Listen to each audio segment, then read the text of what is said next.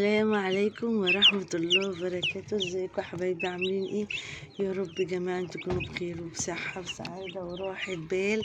قبل ما نقول الفيديو بتاعنا النهارده نصلي على حبيبنا المصطفى. اللهم صل وسلم وبارك على سيدنا محمد وعلى آله وصحبه وسلم. بشكر كل اللي بيشترك في قناتي، ربنا يا رب يبارك لي فيكم ويرزقكم جميعا من حيث لا تحتسب.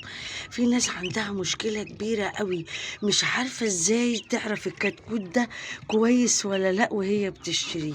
عايزة اقولك على حاجة، لازم يبقى ليكي نظرة عشان ما حدش يضحك عليكي، لان في ناس بتحط الكتكوت التعبان مع الكتكوت السليم، وانت يا عيني بتاخديه وتمشي. اهم مواصفات الكتكوت عشان انا ما اطولش عليك، ان الكتكوت لازم وانت بتشتريه محطوط قدامك كده بيتحرك. اوعي تاخدي كتكوت راكن على جنب، لا، او انت تهشيه كده فهو يتحرك، لا، لازم الكتكوت يكون بيتحرك لوحده من غير انت ما تحركي فيه. زائد لو لقيتي عينيه مثلا تحسي انها عماله عليها غيامة، عليها حاجة، لا، اوعي تاخديها.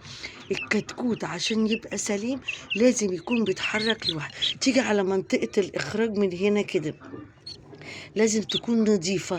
ليه؟ لأن هي لو فيها أي حاجة لازقة هتبقى الكتكوت ده أصلا تعبان ومعدته فيها أي حاجة. لو أي حاجة لازقة في الكتكوت، بصي هنا نضيف ازاي، هي دي حاجات من شروط الكتكوت. زائد كمان لما تبص على الكتكوت كده شوفيه، لا إله إلا الله محمد رسول الله. بحس إن الكتكوت وهو بيرفع راسه كده هو أصلا بيحمد رب العباد. الكتكوت حركته تكون معقولة، مش ان هو بيجري ولا حاجة، لا، بس تكون الحركة بتاعته معقولة، يتحرك قدامك زي ما انت شايفة كده. اوعي تاخدي كتكوت راكن على جنب ولا مريح، ولا يجي يهشهولك كده يقولك ما هو بيتحرك اهو. الكلام ده كلام فارغ. وامسكي رجل الكتكوت من هنا.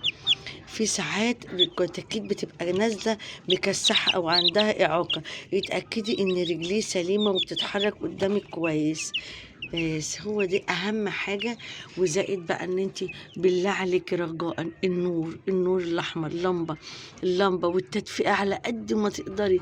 قفلي خالص، ولو انت حاطة في عشة فيها سلك غطي السلك خالص، سيبي بس فتحة تهوية بسيطة علشان ما يكتموش قوي. والتدفئة هي أساس التربية. وتحتيهم تحطي النشارة وتحطي بودرة السيراميك، دي هتدفي رجليهم. زائد ان لو في اي ميكروب اي حاجة بودرة السيراميك بتقضي عليهم. يلا بقى هاتي بسرعة، الايام الجاية كده تربيتها حلوة قبل دخلة رجب. في اول شعبان، في اخر شعبان ان شاء الله كل ده بحتورك على خير.